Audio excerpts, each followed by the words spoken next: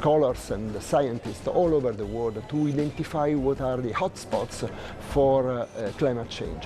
Therefore, we feel accountable. We know what is the situation, and therefore it is very much important for ESA to be on the leading edge for fighting against climate change. This is CNN. More people get their news from CNN than any other news source.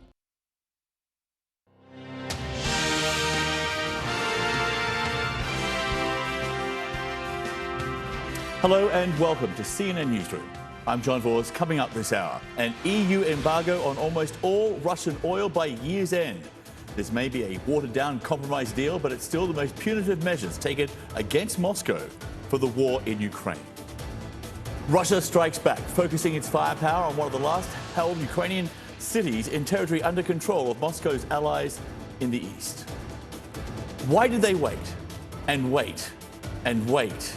Why did police take more than an hour before rushing the shooter at a Texas elementary school? And how many lives were lost because they did not act?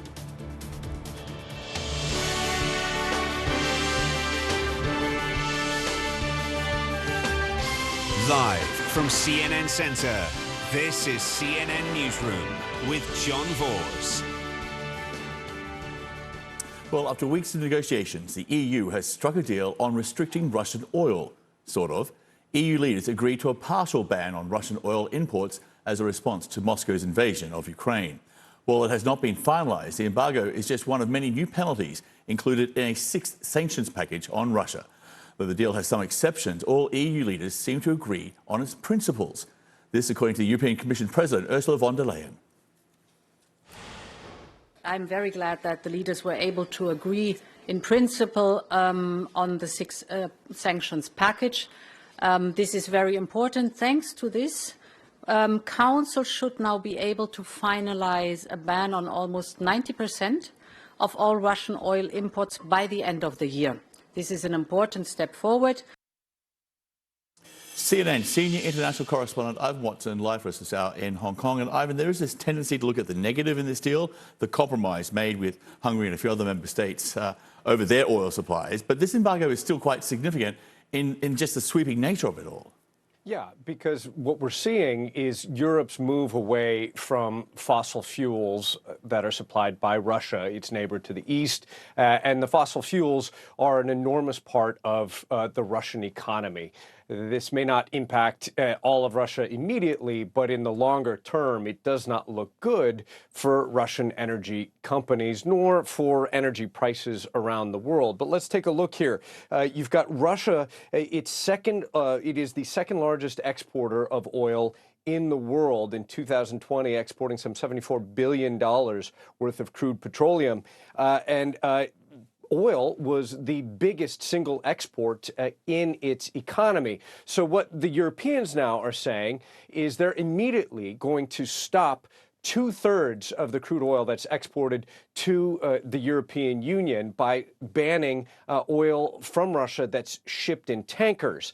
And the exemptions that they've made is that they're going to take longer to stop oil pipelines that run to Europe, that they've gotten an agreement from Germany and Poland that by the end of the year, they're going to wind down a northern Druzhba pipeline that runs from Russia. The biggest exemption is the southern pipeline that runs to Hungary and Slovakia, which both rely heavily on Russian crude oil. And the leaders seem to have made an exception to let them go. They're kicking the can down the road for Hungary, basically, which has stepped back from sanctions. The president of the European Council, Charles Michel, he's saying that this is a very symbolic moment for his organization. I think it's a very strong signal that we send today because the recent hours, the recent days, there were speculations about the risk for a lack of unity, of European Union's unity. And I think that more than ever, it's important to show that we are able to be strong, that we are able to be firm, that we are able to be tough in order to defend our values, to defend our interests. Now, if you're a policy planner, an economist in Russia, take a look at this next graphic, John, because it gives you a look at where their most important and valuable export goes.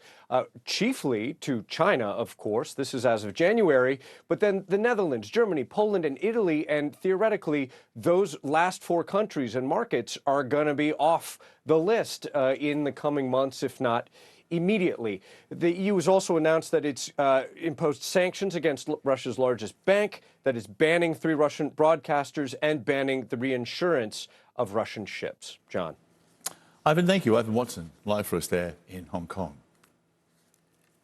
Well, Russian forces are gaining ground in the eastern Donbass region of Ukraine, focusing much of their firepower on the city of Severodonetsk.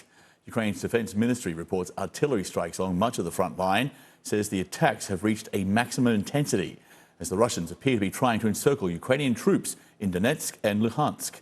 Severodonetsk is said to be in ruins, 2/3 of the city's buildings destroyed, and Ukrainian and Russian troops fighting street to street. According to the regional governor, Russian troops have entered the outskirts of the city and have been met by Ukrainian fighters who are not standing down. Not far away, Russian forces are closing in on another key city in the Luhansk region. CNN's Nick Walsh has our report. This is the last road into Lysychansk. Putin's forces have moved with rare focus here and may soon encircle the pocket of 2 cities on a river we're driving into. The Ukrainian forces we saw here, mobile, tense, at times edgy. And this is why, across the river here, the besieged city of Severodonetsk, increasingly more in Russian hands, whoever you ask.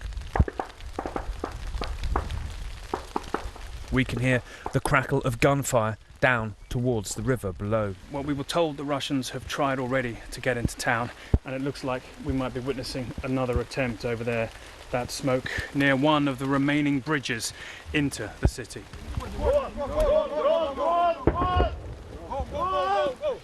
Our police escorts shout drone, often used to direct artillery attacks. We are on high ground, exposed and scattered. It is a tale of 2 desperations here. That which makes people stay, and that which makes them finally flee. Leonid is the latter.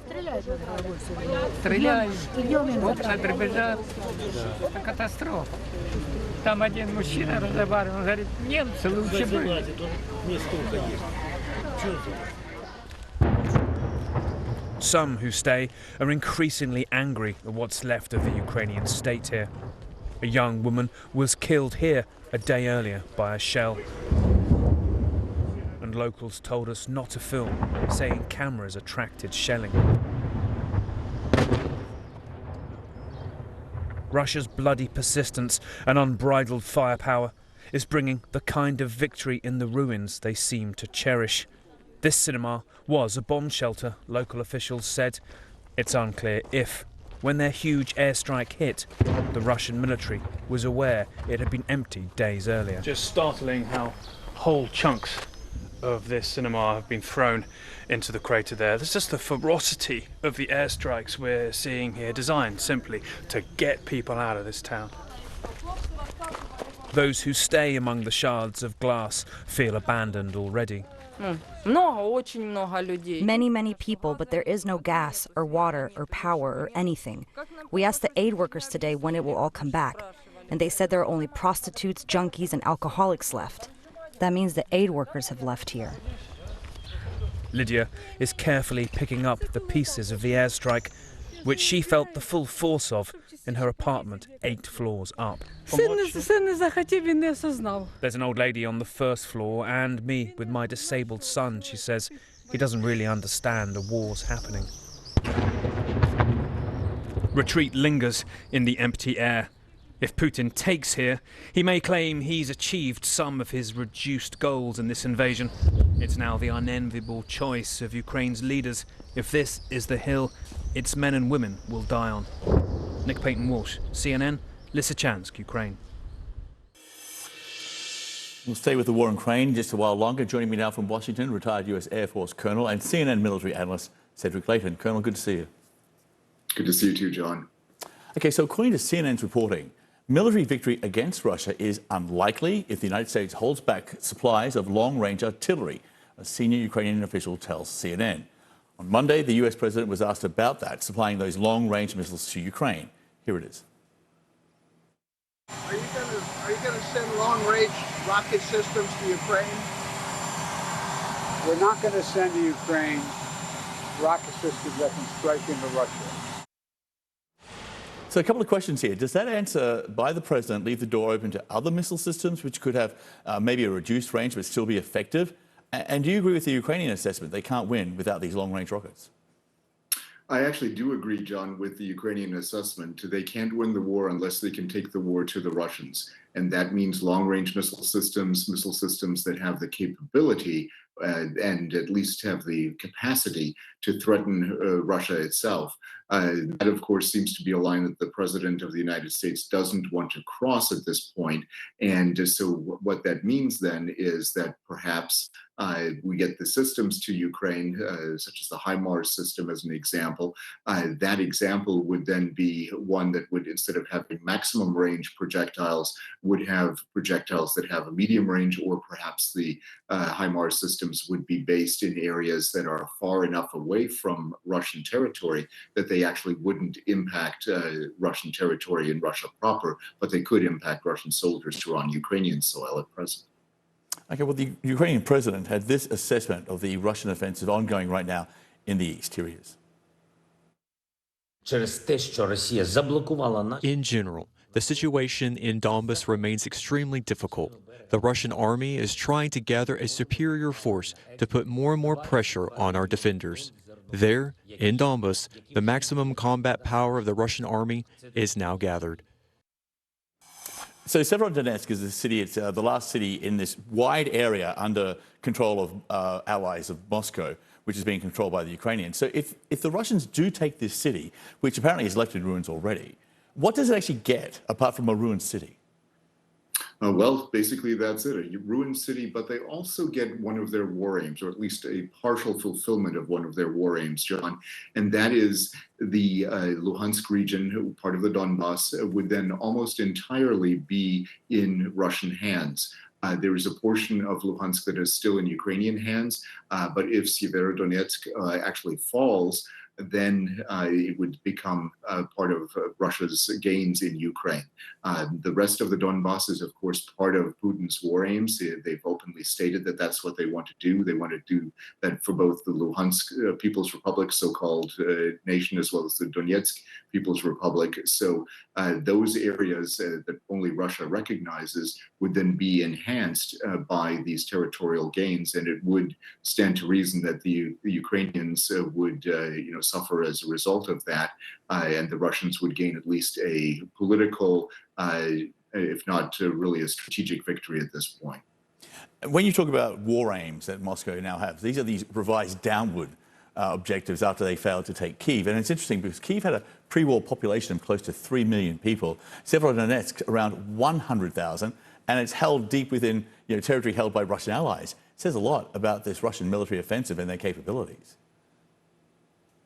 It does, and it's something that I think we haven't focused on adequately at this point, John. We look at the types of indicators that a Western military would be following, and that we would be criticizing if a Western army were doing something like this in the military sense. But the Russians have a way of overcoming some of the more standard difficulties that they've been experiencing, and perhaps they can, just through sheer force of men and weapons that they have at the ready, not necessarily modern weapons, but weapons that they have available to them, they can achieve some gains.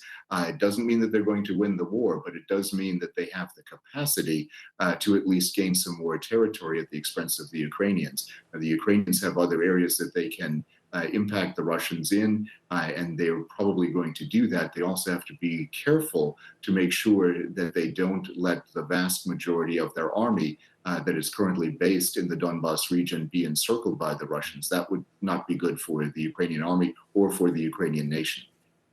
This is not over by a long shot, it seems. Colonel, great to have you with us. Thank you, sir. Thank you, John. Another journalist has been killed while covering the war in Ukraine. Frédéric Leclerc-Imhoff worked for the French news channel BFM TV, an affiliate of CNN. The French president tweeted that Leclerc-Imhoff had been travelling with a humanitarian bus filled with civilians while fleeing the Russian military. According to BFM TV, the 32-year-old died in the Severodonetsk region. The Ukrainian president says 32 journalists have been killed while covering this war, and he paid his respects to Leclerc-Imhoff during his nightly address. Memorial Day in Uvalde, Texas was marked by visitations for 2 of the 19 children who were shot and killed by a lone gunman who was barricaded inside their classroom armed with a semi-automatic weapon. There will be 11 funeral services this week alone, an endless cycle of grief and mourning now mixed with growing outrage as more details emerge of how law enforcement responded, or more accurately did not respond, as 4th grade children and their teachers were being murdered. CNN's Lucy Kavanagh has details. A chaotic scene as police rush to evacuate children.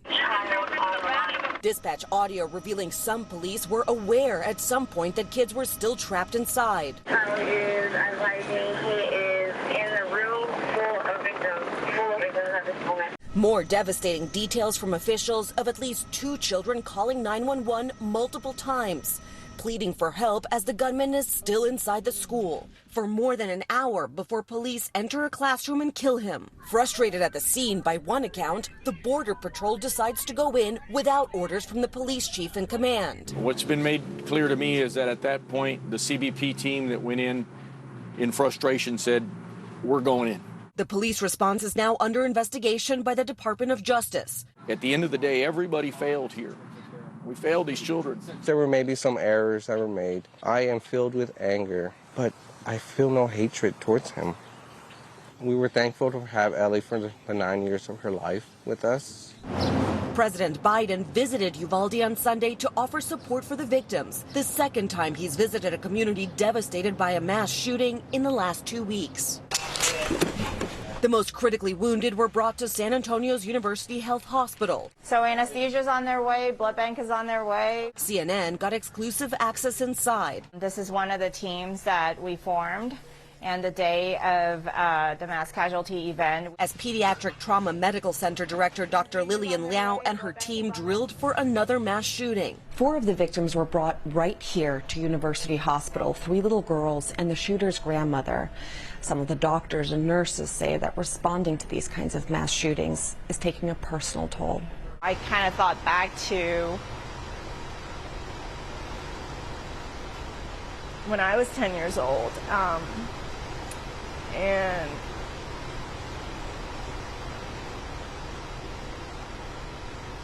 so when I was 10 years old, my family immigrated to this country.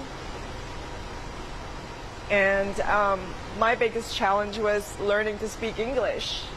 And you just can't imagine what these children are going through. And it's really unfair. It's really unfair. Trauma nurse Cristel Flores recalls the agonizing wait for patients and the realization that it was too late for most. It felt like forever for the next victims to come in as well. I just wish they would have been able to get to them quicker, for sure. She tears up when thinking about her little ones. Just crying, and my husband started crying, and he did tell my son, like, this something really bad happened. There was a lot of crying that day. Nurse Colleen Davis says she keeps thinking about the pain suffered by the victims' parents. Most of us have children, so it's very difficult. Just trying to imagine them calling around desperately, praying that their child is there, and us having to tell them, we don't have that patient here. You heard the emotion from the surgeon, and this is somebody who's trained to deal with human beings in their absolute worst moments. These doctors can certainly help heal the physical wounds, but they worry about the invisible emotional scars that many of these children will carry. Lucy Kafanov, CNN, Uvalde, Texas. US President Joe Biden is optimistic that lawmakers on both sides of the aisle will reach an agreement on new gun restrictions. His comments come a day after he travelled to Uvalde with the First Lady, spent more than 3 hours meeting with grieving families. Mr. Biden says he's limited in the steps he can take alone, but is hopeful Congress might finally do something. The Second Amendment was never absolute. You couldn't buy a cannon when the Second Amendment was passed. I think things have gotten so bad that everybody's getting more rational about. At least that's my hope and prayer. The two rational Republicans he mentioned were Senate Minority Leader Mitch McConnell and Republican Senator John Cornyn, who says bipartisan talks on gun reform will continue this week, with a virtual call scheduled on Tuesday. The Canadian Prime Minister, Justin Trudeau, also working to toughen gun control. In a news conference on Monday, he introduced legislation focused on handguns. Mr. Trudeau said the fewer guns in the community, the safer everyone will be. We're introducing legislation to implement a national freeze on handgun ownership. What this means is that it will no longer be possible to buy, sell, transfer, or import handguns anywhere in Canada. In other words, we're capping the market for handguns. If this new law is passed, it would also require long gun magazines to be limited to no more than 5 rounds. Well, the annual Jerusalem Day March is seen as a celebration by many Israelis, but a provocation by Palestinians. And when we come back, this flashpoint for violence now bringing calls to outlaw 2 extremist groups believed to be stoking tensions. Also ahead, Hurricane Agatha becomes a tropical storm after hitting Mexico. Karen McGuinness, our meteorologist, will have the very latest. That's after the break. What do you see when you look at the surface? Just that, the surface. But dive deeper and new possibilities emerge. Essential intelligence from S&P Global takes you here, providing the data, risk assessment, and workflow solutions you need to plumb the wonders beneath. A better, more prosperous future awaits. It's yours for the seeking.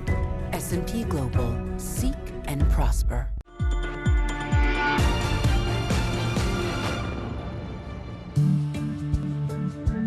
Five years ago, and we decided that we wanted to have a Freshman Academy community service project, and we decided part of that was going to be working with spreading awareness of modern day slavery. At the end of your presentation, you need to tell me how that issue connects to your poem. There's probably 300, 400 kids in the Freshman Academy.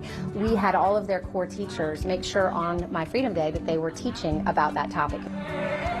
And now we've got not just our core classes doing it, but also our elective classes. Okay guys, so this is what we're going to do today as far as packing. You are going to grab a Ziploc bag, and then you are going to start here. So when we first started this was exclusively for the freshman class, but it was such a hit with all of the classes that every year we've grown and added the classes in, so now it's a school-wide event. And who are you helping? So we have 2 groups, and both of those organizations work towards ending human trafficking or helping those that are in need.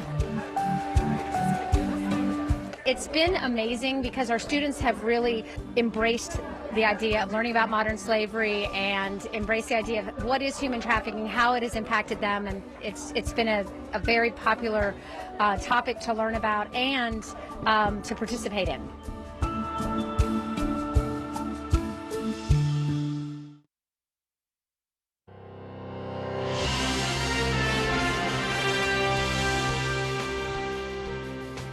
Welcome back. Hurricane Agatha has been downgraded to a tropical storm after making landfall on Mexico's Pacific coast. The southern state of Oaxaca bore the brunt Monday. The storm brought dangerous surges and the threat of coastal flooding. Agatha is expected to continue to bring heavy wind and rain before weakening. Let's get more now from CNN meteorologist Karen McGuinness. So when will this actually start to weaken significantly? It has already begun to weaken rather rapidly, John, because it has made landfall. Anytime these systems make landfall, they continue to kind of weaken, and that's what we'll see over the next few hours. Now, here's something that's interesting. Between this coastal city on the Pacific side and the Bay of Campeche side, that's only about 8 hours difference. So as this continues to weaken, some of the remnants of this will move into the southern Bay of Campeche. Now, right before landfall, this was a strong Category 2 hurricane. Lots of deep convection associated with it. But now those hurricane warnings have been discontinued. There are still tropical storm warnings along some of these coastal areas. It made landfall by about early afternoon, but the wind speed at landfall 105 miles per hour or 169 kilometers per hour. All right, there we go. Much beyond about 24 hours from now. It's really going to wring itself out quite a bit. But as it does, is going to be producing between 250, perhaps as much as 500 millimeters of rainfall. That will produce mudslides and landslides. This is going to impact roads across the region.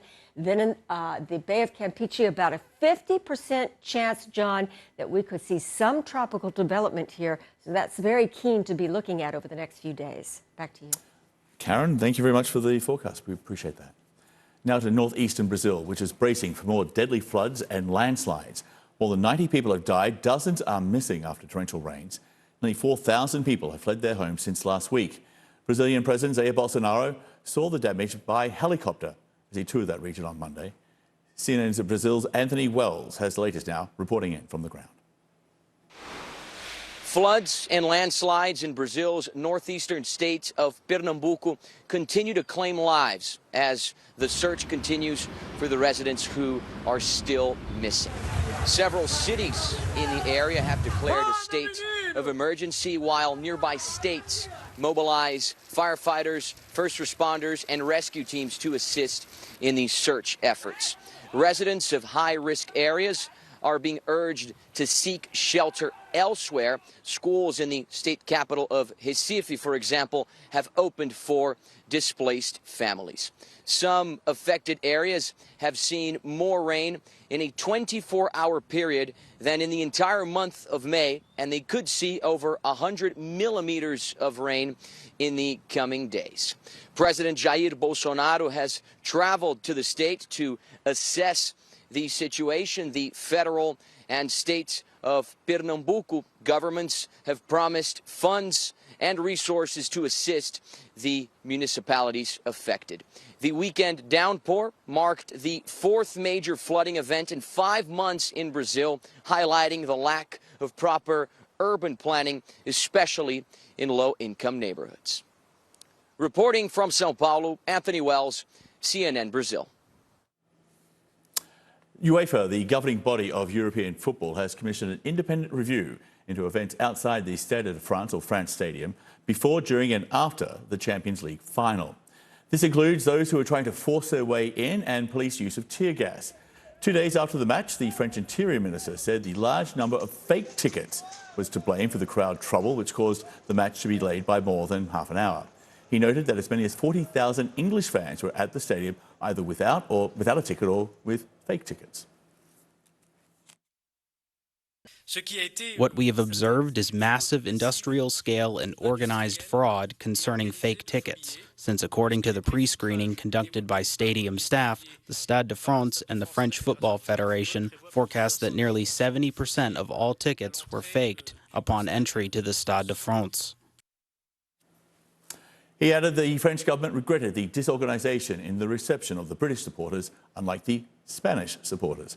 Britain's Prime Minister added that he's hugely disappointed in how Liverpool fans were treated. 2 suspects are in Israeli police custody for allegedly assaulting a journalist on Sunday. It's happened near the Sheikh Jarrah neighbourhood of East Jerusalem following a controversial Israeli march through the Old City.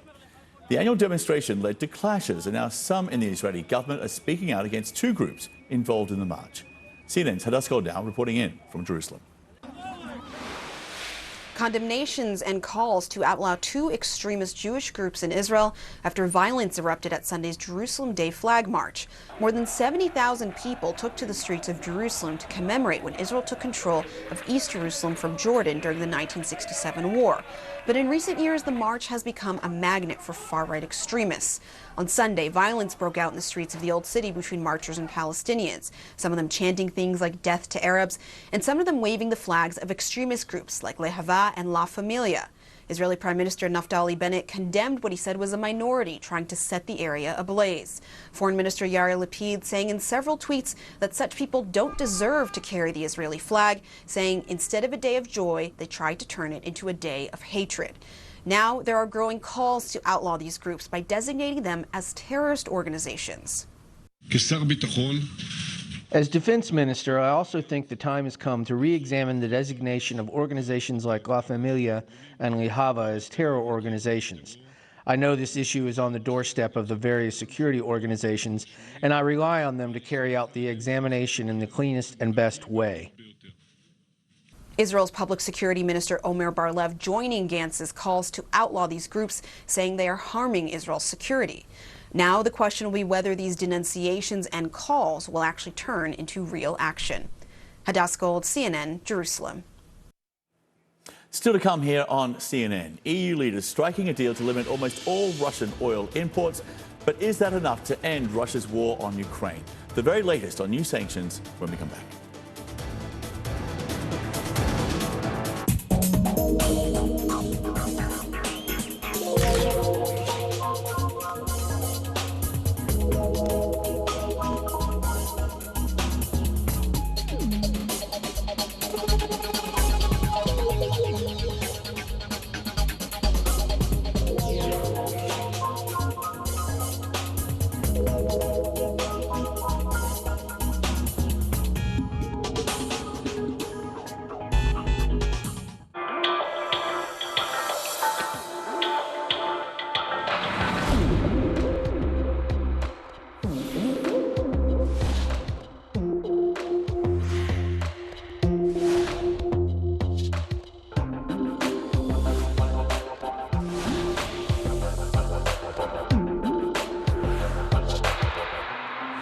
Africa Avant-Garde, Saturday on CNN in association with Access Bank.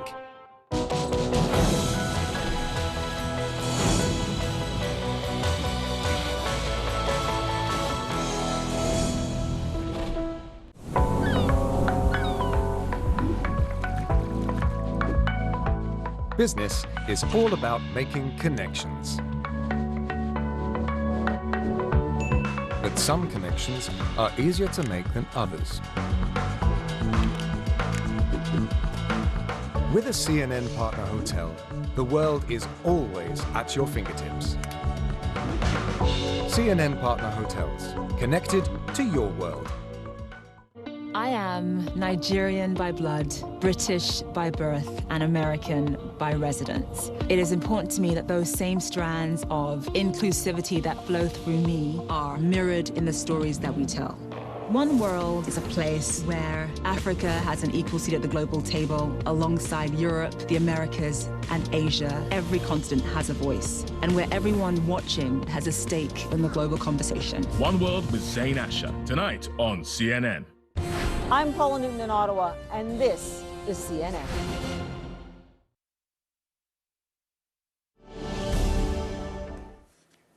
"32 minutes past the hour. Welcome back. More now on our top story. EU leaders will gather Wednesday to approve a sixth round of sanctions on Russia, including an almost total embargo on all Russian oil imports. The agreement came after weeks of negotiations among member countries. Ukrainian President Volodymyr Zelensky weighed in on Monday, taking EU leaders to task for not presenting a united front. This is time for you to become not separate, but one whole. Ukraine has demonstrated why everyone has to be united. We are all working for one purpose. All the disputes within the European Union must stop, because they give incentives for Russia to carry on. To Los Angeles now, and CNN's European Affairs commentator Thomas Dominic. Welcome back. Well, thank you, John. So this agreement came late Monday night after a marathon meeting in Brussels among member states. But before the deal was made, the President of the European Parliament talked about this need for unity. Issues. I really hope that there will be an agreement. We cannot afford there not to be, and our aim needs to remain to disentangle ourselves from Russian energy. In essence, we should not be the ones to blink. I mean, that is the question, I guess, in many ways. On the one hand, this is the most far-reaching measure taken by the EU to punish Moscow so far. On the other, it's significantly scaled back from the original plan, which was to phase out all Russian oil imports within 6 months. Did they kind of blink? Yes, John, they did, because I think there's a distinction between unity and agreement, and the absolute imperative going into this summit was to achieve unity with the full understanding, as President Zelensky pointed out, that the slightest indication of a kind of fracture in the united response of the European Union would give grounds to President Putin to exploit those. And so with an understanding that countries like Hungary, Slovakia, Czech Republic and so on at this particular stage were unwilling to go along with the 100% embargo. They went for the agreement model, the compromise, to try and kind of salvage that initial desire to achieve unity, and instead to kind of phase in the sanctions as they go along. But yes, John, they did blink. Okay, so after there was this agreement, the European Council President Charles Michel tweeted, "Tonight, the European Council agreed on a 6th package of sanctions. It will allow a ban on oil imports from Russia. Sanctions will immediately impact 75% of Russian oil imports. By the end of the year, 90% of the Russian oil imported in Europe will be banned." How much of a hit will this be to the Russian economy, and who will be paying the biggest price for this in Europe? Yeah, well, I think it's significant because, as we've already pointed out, this comes on the heels of multiple rounds of sanctions that have hit, frozen assets, travel bans, banking regulations, and also, of course, on the heels of the existing gas sanctions that are there. So it's going to cost billions to the Russian economy, billions that are going into the militarization and the attack that they have launched on Ukraine, and also runs the risk of further destabilizing the Russian economy. We've already seen President Putin, for whom dollars and euros are worthless at this moment. There's nothing that he or his entourage can do with them to try and boost the ruble. So there is some concern there. The big question is whether or not this is going to be enough to incentivize the Russian leader to come to the negotiating table in a meaningful way. In terms of who pays the price, that's a really complicated one as well. We already know that contributions to the EU budget are disproportionate when it comes to a handful of countries, to about 9 countries that pay way more into it than they get out financially. And I think that's okay when you have countries going along with democratic principles, working along in a unified manner.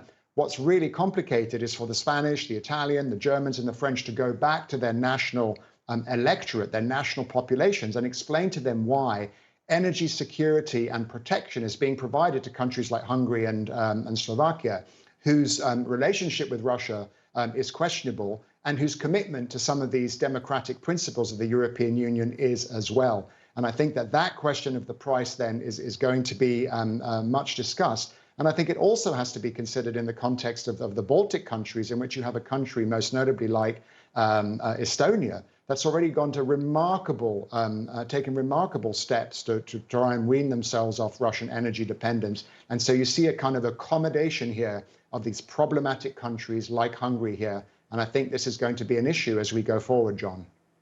Okay, Dominic, we thank you for that analysis and insight. Appreciate you being with us. Thank you. Well, a show of force near Taiwan. The island says mainland China flew dozens of warplanes into its airspace on Monday. Same day, a U.S. delegation led by Senator Tammy Duckworth arrived in Taipei. The unannounced visit comes amid heightened tensions between Beijing and Taiwan, especially after U.S. President Joe Biden's controversial comments about American policy towards the island. Let's bring in CNN's Christy Lustart in Hong Kong for more on this. And this was, I guess, by Chinese standards, this was a fairly limited air invasion, but still it's enough to cause concern among Taiwan officials and also American officials, especially given the timing. Tension between Taiwan and China and the U.S., it continues to rise. Look, we have this U.S. bipartisan congressional delegation in Taiwan for an unannounced 3-day visit. It's led by the U.S. Senator Tammy Duckworth. They have already met with the Taiwan President Tsai Ing-wen. They met this morning, and as expected, they discussed economic cooperation, trade, as well as regional security concerns. The President of Taiwan, Tsai Ing-wen, thanked Senator Duckworth for America's donation of COVID-19 vaccines during the pandemic, as well as America's support on security. I want you to listen to this from the Taiwan President. We look forward to closer and deeper Taiwan-U.S. cooperation on matters of regional security. At the same time, to address the challenges of the post-pandemic era, Taiwan and the U.S. have reviewed and assessed the many facets of our trade cooperation.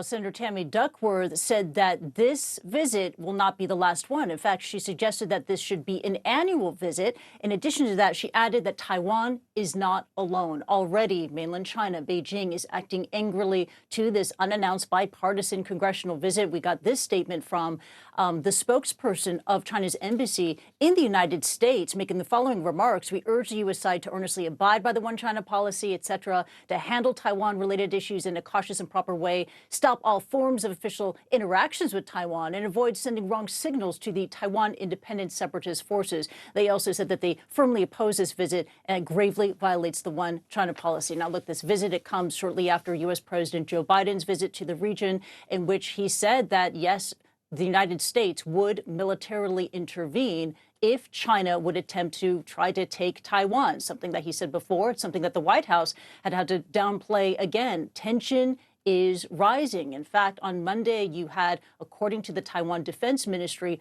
30 Chinese warplanes make incursions in Taiwan's air defense zone. This is a very worrying development, according to one minister of parliament in Taiwan. On Twitter, this is what we heard from Wang Tingyu. He says this: the more China does this, the sooner we become used to it, and it will become increasingly difficult to determine if China is just doing their routine exercises or are they preparing to launch an attack on Taiwan? This is a very worrying trend, unquote. Now, Taiwan's president has vowed to maintain peace while adding that she will defend Taiwan if attacked, if invaded. China, of course, claims Taiwan as its own territory, which could be taken by force if necessary. John.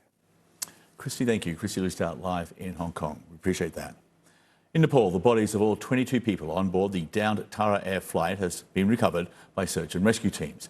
It took more than a day to collect the remains from the wreckage, which was scattered across a remote mountainside. The flight was travelling from the city of Pokhara to Jomsom on Sunday when air traffic control lost contact. The cause of this crash remains under investigation. Well, the US may be falling behind Russia and China in developing hypersonic missiles, and coming up, the bottleneck in testing a military weapon that could be the future of warfare.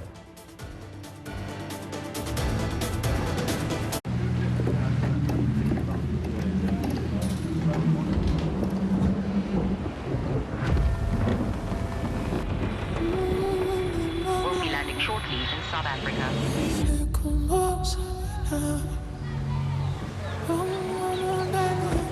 Sunny day in Cape Town, and today we've got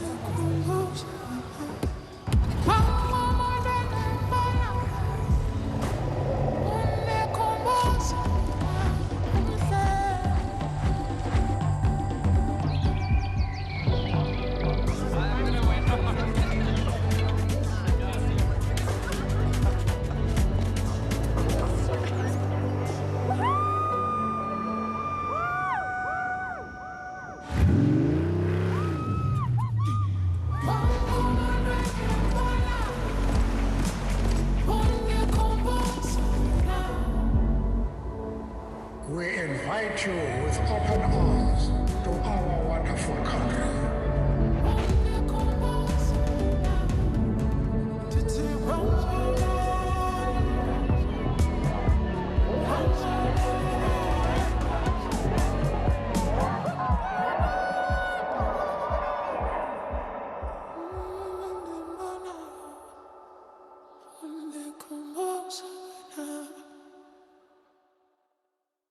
Afghan women are afraid that this is the beginning of your efforts to erase them from the workspace. Malumness, it's not clear. Even if we appear with the burqa, maybe they will say that women's voices are forbidden. Did you ever imagine that you would be prevented from going to school? Girls' education is fundamental to the dignity of Afghan life. Do you believe that young girls will be allowed to go to school here in Afghanistan?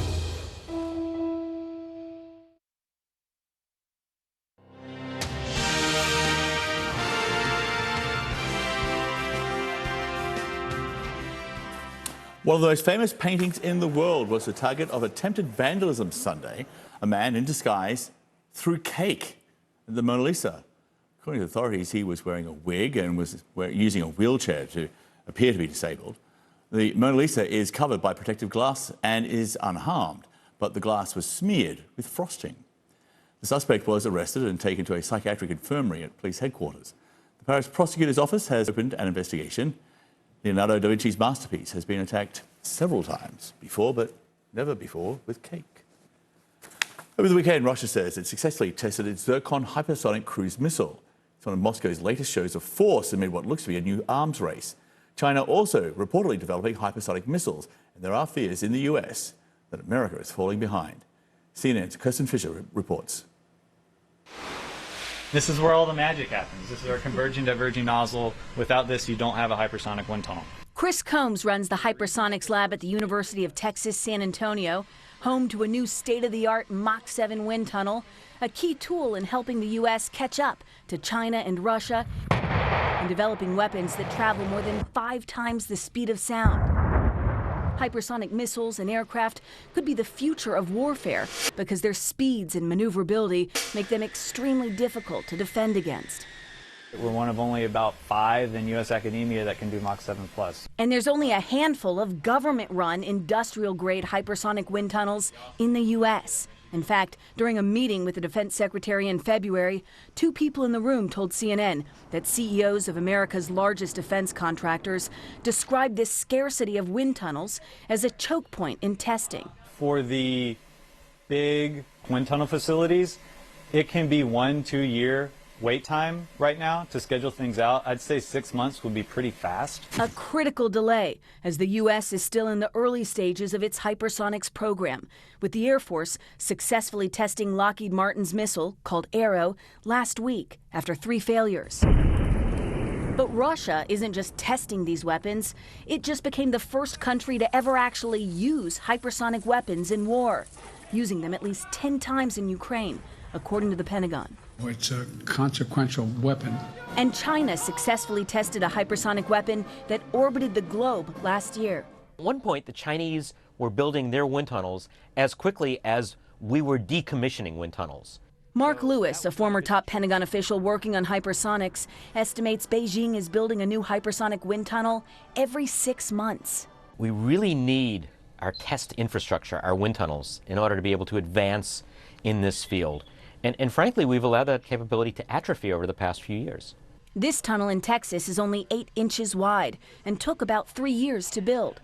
The biggest hypersonic wind tunnels are 8 feet wide and would take about 5 to 10 years to build, according to Combs. You're not putting a full-size airplane test vehicle in any of these facilities. There's nobody in the world that's testing in a 20-foot hypersonic wind tunnel, right? That type of technology just doesn't exist. It's simply too much air. So instead, they test small 3D printed models. These are the ones that are unclassified. These are the models that you can show us. How many models do you have that you can't show us? Well, I can't tell you that, right? And this is the type of thing that we can have in our wind tunnel when CNN is here. Now, in terms of how long it would take to catch up, this hypersonic wind tunnel took about 3 years to build, but the big ones could take anywhere from 5 to 10 years. And China is building a new one almost every 6 months. Kristen Fisher, CNN, at the University of Texas, San Antonio. Well, Maverick is back, the long-awaited Top Gun sequel, soaring not into the danger zone, but that sweet spot studios love so much. Top spot at the box office. Good morning, aviators. This is your captain speaking. The first version, Top Gun, was all about fighter jets and volleyball. It came out back in 1986. Top Gun Maverick has already earned $124 million during its opening weekend here in the United States. Keep in mind, it was only projected to bring in $80 million. This is the biggest opening in Tom Cruise's 40-plus year career, and the first time he scored $100 million in the first weekend. I remember the first one. Still to come, why President Biden is holding out hope that rational Republicans could finally move the needle on gun reform in the U.S. You're watching CNN Newsroom.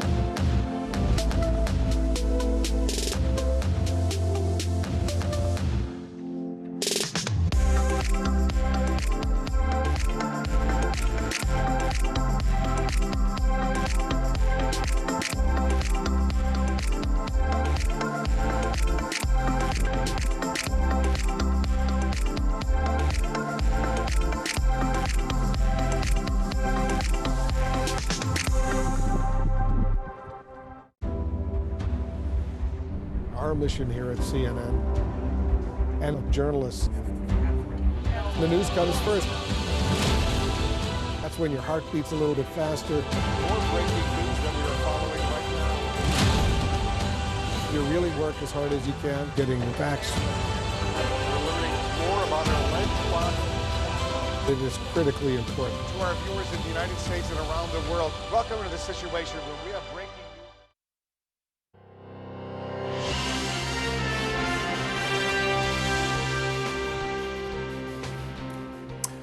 Well, just coming to 10 minutes to the top of the hour, we'd like to welcome our viewers in the United States who are joining us now on CNN Newsroom. I'm John Vos at CNN's World Headquarters in Atlanta.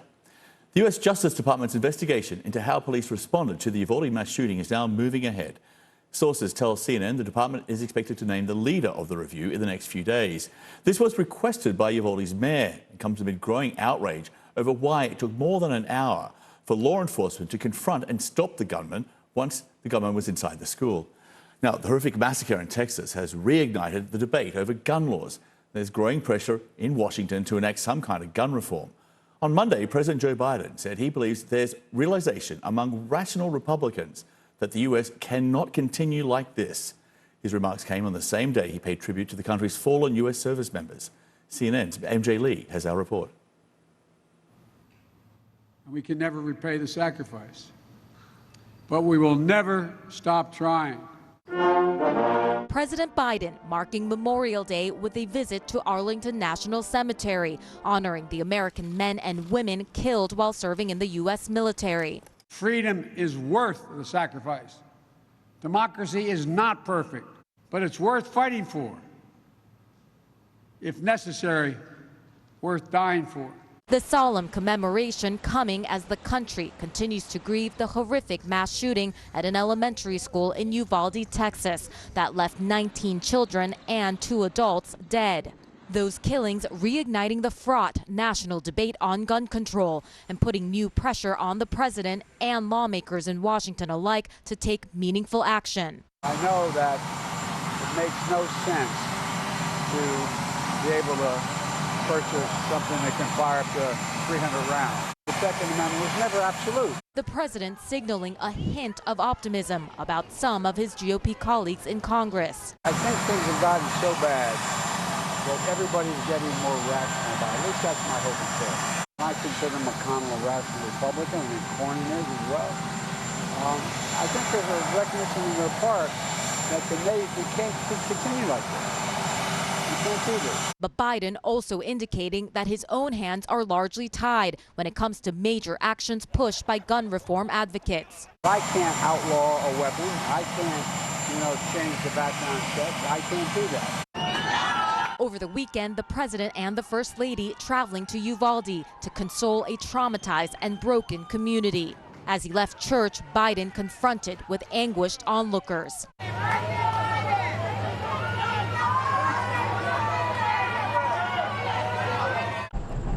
Back in Washington, some Democratic lawmakers also sounding cautiously optimistic. There are more Republicans interested in talking about finding a path forward this time than I have ever seen since Sandy Hook. We're talking about red flag laws. We're talking about strengthening and expanding the background check system. While many Republicans appear eager to focus on strengthening school security systems. The things that would have the most immediate and succinct effect and tangible effect on these things, and that's actual security at a school. Now, an update on some of the conversations that are just beginning to take place on Capitol Hill. Republican Senator John Cornyn telling reporters that there is going to be a meeting of bipartisan lawmakers on Tuesday, taking place virtually to try to figure out whether there is a framework of ideas that can come together on gun reform. Some of the issues that he mentioned include mental health issues, background checks, and also potential limitations on who can buy and maintain guns. Now, President Biden has made clear that he himself has not started in earnest some of these conversations with Republican lawmakers, but he did once again emphatically say that he will continue pushing these lawmakers to make progress. MJ Lee, CNN, the White House. In the coming hours, U.S. President Joe Biden plans to discuss record high inflation with Federal Reserve Chairman Jerome Powell.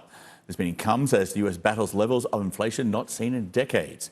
The Fed is under pressure to